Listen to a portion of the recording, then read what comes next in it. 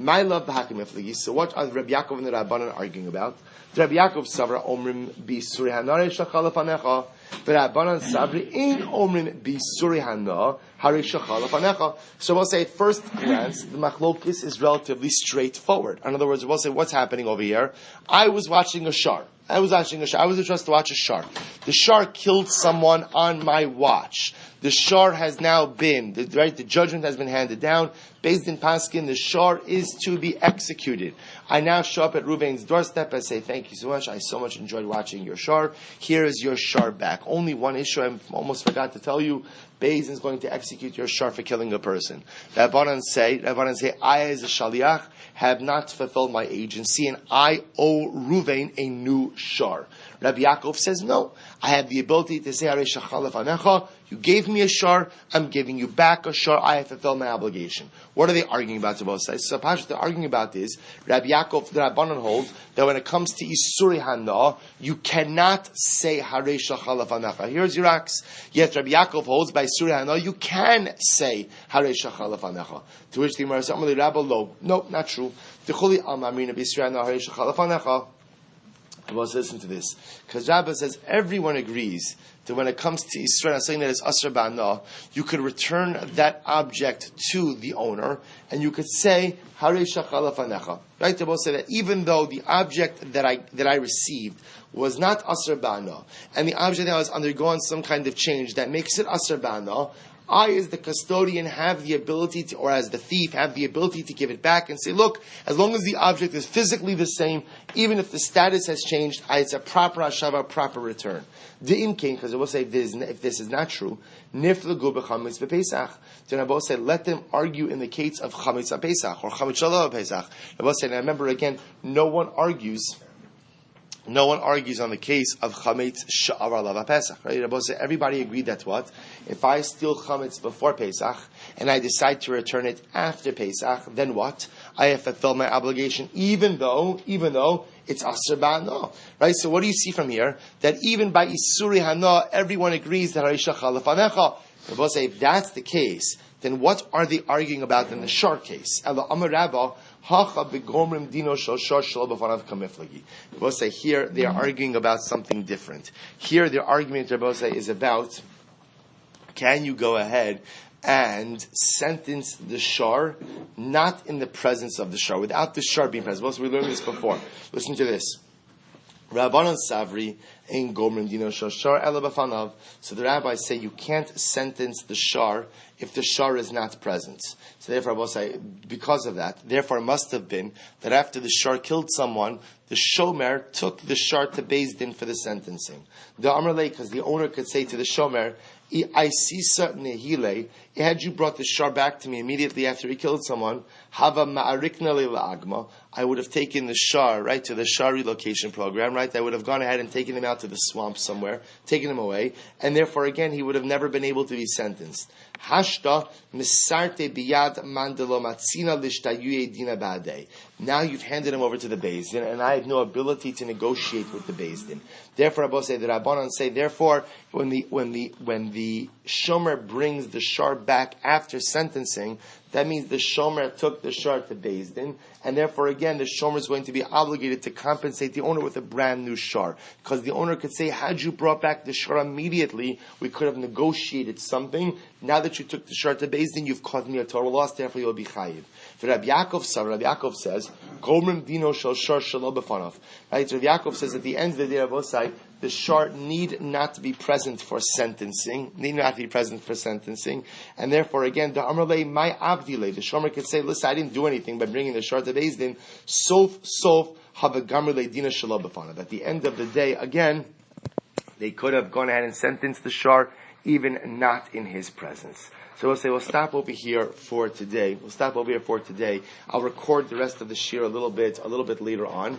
So we'll say, but just understand where we're ending off. The place where we're ending off right now is that Lamaisa, again, we have a fundamental machlokes about whether we say Hare Shachal Lefanecha by Isuri Hana. Now, again, where we're holding right now in the Gemara, it appears that everyone agrees that Lamaisa, again, with Isuri Hana, you could say Haresha Chalafanacha. Meaning, again, if I took, whether I borrowed the item, stole the item, was entrusted with the item then underwent a fundamental change, so that it is now Asr Ba'ana. But, what's the but? The but is that the item itself is fully intact. It sounds like everyone is in agreement that halacha lemaisa, a shomer / a thief, have the ability to return the object as is and will not be liable for any further repayment, even though the owner's usage of the item has been fundamentally compromised. So that's the where we're ending off, at least as a havamina, and Amir Tashem will see where the rest of the Gemara takes. So the Gemara says, Ashkechi Rav Chisda l'Rabbi Bar Shmuel. So Rav Chisda came upon Rabbi Bar Shmuel. Amarlei, Tonis midi bi isuri hano. Tell me, have you learned anything or taught anything when it comes to matters concerning isur hano, those items that are prohibited from deriving benefit? Amarlei, and he said, yes, I actually taught the following. Tanina, v'heishev es hagzela sher gozel. V'heishev es hagzela. The Torah says that when you steal something, you are obligated to return that which you stole. Ma Talmud lo asher gozel. Now the pasuk says Veishav es hagzela. You have to return the stolen object. Why does it have to add in that last phrase asher gozel, that you have to go ahead, that you stole? To which the Gemara answers Yachzir ke'in shagozel, to teach me that as long as the item is physically intact, I have the ability to return the item itself, even though from a status perspective the item has fundamentally changed. Mikan amru, from here we learn gozel matbeya v'nifsal, peros v'herkivu, yain v'hechnes. From here we learn that if a person stole a coin and the coin is no longer used in circulation, it was possible, meaning the silver content is there, but it's no longer in circulation, or a person stole fruit and it rotted, or wine and it became vinegar, or truma v'nitmes, or truma and it became tamei, or chametz v'avar lava pesach, or chametz and ultimately Pesach passed by, in which case it's asher ba'ana, or behema v'ne'evda ba'avera, or an animal and there was some type of avera, either an act of bestiality or an act of avodah zara done with the animal, v'shor ad shelo nigmar dino, or for that matter a shor that killed someone but it has not yet been sentenced. In all of these cases, Omer lo hareisha chalafanecha. So, based on the fact that the Torah says v'heishev es hagzela, it doesn't just say that you shall return the item you stole, but rather it says v'heishev es hagzela asher gozel, that as long as the item is as physically intact as it was at the time that you stole it, then halacha lemaisa, again, you could return it as is, even though the item has undergone a change in status. Man shamesli da amar achelo nigmar dino in misha nigmar dino lo. So who is the one who said that ultimately, again, you could only return the ox if it has not yet been sentenced, but once it's been sentenced, you may not return it? So the Gemara says that's the Rabbanon. And yet, interestingly enough, the katani chamit v'avar alav pesach omer lo hareisha chalafanecha. Yet again, the same brayso also quotes the case of chamit shalav pesach, and by that case, ultimately it says. And that by that case, ultimately, it says that you can return the chametz shalav pesach and you could say Arish Chalafanacha. Here's your chametz. So this seems to back up what the Rabbah taught us earlier. Amarle mi mishkachas lehu lo tema lehu v'lo midi. To which, again, interestingly enough, so based on this exchange, the Gemara seems to be saying that the Rabbah was correct, because Rabbah was the one who said that even according to the Rabbanon, a ganov, or say Gazlan, a thief has the ability to go ahead, so it is physically intact. As long as it's physically intact, even if there's been a change in status, you could return the item as is. So the Gemara says, Amalei, so Rav Chisda said to Rabbi Bar Shmuel, do me a favor, that if you meet up with the students in the yeshiva, please don't tell them about this braysa. So Rabbi says, so here you have over here, interestingly enough, Rav Chisda, realizing that he's been beat, almost says a little bit tongue-in-cheek, if you bump into the students at the yeshiva, please don't share this braysa with them. So it appears that now Rabba's point has been proven, that even according to the Rabbanon, you have the ability to go ahead and say, Harei shalcha lefanecha. Fine. So the Gemara goes weiter. Peres v'hirkivu omer lo harisha chalafanecha. So remember, in that list of the Brisa also said that if a person stole fruit and the fruit rotted, so you have the ability to go ahead and say harisha chalafanecha. You give back the fruit as is. So the Gemara says, but 1 second, v'hotanan. But we learned peres v'hirkivu mishalim kishas hagzela. But yet we learned elsewhere that if you stole fruit and the fruit rotted, you have to pay in accordance with the value of the fruit at the time you stole them. Amar Papa, kan shehir kivu kulon, kan shehir kivu miktsas. And it's actually quite interesting.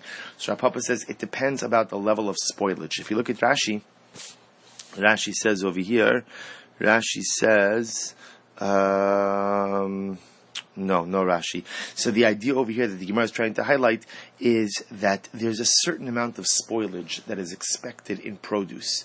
So when the Brisa said that if the produce spoiled, you could return it as is, that means that it's the normal level of spoilage. But if Lamaisa, the spoilage became excessive to the point that the fruit is no longer usable, then Einachinami, you would have to go ahead and repay the value of the fruit at the time that it was stolen. So listen, just to close out this sugya in terms of how we paskin. So the Shulchan Aruch, this is in Choshen Mishpat, Hilchos Gazela, Shin Samech Gimel Sif Aleph. The Shulchan Aruch writes the following: Gazel behima vehiskino. If a person stole an animal and the animal got old, o kachasha shen yochalachso, or it got weakened, but it weakened in a way that's irreversible. Kegon chalam shen refuatala, o shegazel mat be'avenistak, or if you stole a coin and it cracked, o pasla melech, or it was totally taken out of circulation. In other words, it's impossible to go ahead and use it anywhere. O shegazel peiros v'yerkivu kulam, or if you stole fruit and they all rotted. This is really dovetailing after what we just learned. They're totally rotted. Or osha gazel yain v'hichmitz, or you stole wine and it turned to vinegar. Hare ze kimosha gazel kli v'shavro u'mishalim kishas hagzelo. So therefore, the Shulchan Aruch paskins that when you steal something, if the item undergoes an irreversible physical material change, then inachinami, you pay in accordance with the value of the item at the time you stole it. Aval im gozel behemos v'kachashu kacha shef shalachzer. But if you stole an animal and although it weakened, the weakening is reversible. It was damaged, but the damage is reversible. Osha gazla avodim v'eskinu, or you stole slaves and they got old. V'his osha gadol matbeya, v'nifsa b'medina zuvar yotzi medina acharis, or you stole a coin, and although it's no longer in circulation here, it is usable in a different medina, a different place. Osha gazal peiros v'yerkivu miksasan, or you stole fruit and only part of them rotted. O truma v'nitma'a, or you stole truma and it became tamei, or you stole chametz and Pesach passed by, or you stole an animal, or you stole an animal and a nevera was done with it and it can't be offered up as a carbon. So the